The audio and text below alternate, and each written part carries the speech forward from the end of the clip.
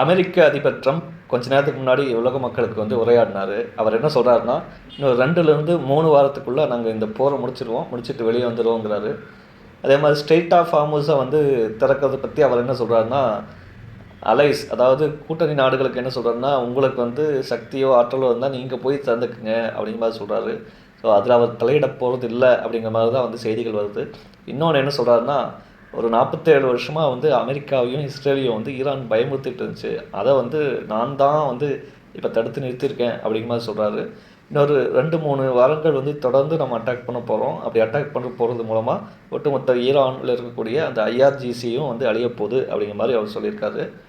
இப்போ பெட்ரோல் மற்றும் டீசல் இதோட ப்ரைஸ் எல்லாம் வந்து ஏறுது, ஸ்டாக் மார்க்கெட்டில் வந்து இறங்குது அப்படிங்கிறதுலாம் வந்து எனக்கு தெரியுது.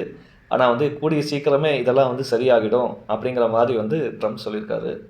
மேற்காசியாவில் இருக்கக்கூடிய ஈரானை தவிர மற்ற எல்லா நாட்டுக்கும் நன்றி சொன்னார். அவங்கெல்லாம் வந்து இந்த போரில் வந்து ஒத்துழைக்கிறாங்க அப்படின்னு சொல்லிட்டு பேச்சுவார்த்தை நடத்துவோம், ஆனால் அதே நேரத்தில் தாக்குதலையும் நிறுத்த மாட்டோம் அப்படிங்கிற மாதிரி சொல்லியிருக்காரு. ஸோ இவரோட கணக்கு இன்னொரு 2லேருந்து 3 வாரம், இன்னொரு 2-3 வாரம் தாக்குதல் நடத்திட்டு அப்புறம் அங்கேருந்து வெளியே போயிடலாம் அப்படிங்கிறது தான் வந்து அமெரிக்காவோட மைண்ட் செட்டாக இருக்குது. ஆனால் இஸ்ரேல் இன்னும் கூட தாக்குதல் நடத்தணும் அப்படிங்கிற மாதிரி சொல்கிறாங்க. அவங்கள பொறுத்த வரைக்கும் ஈரான் அழியணும்.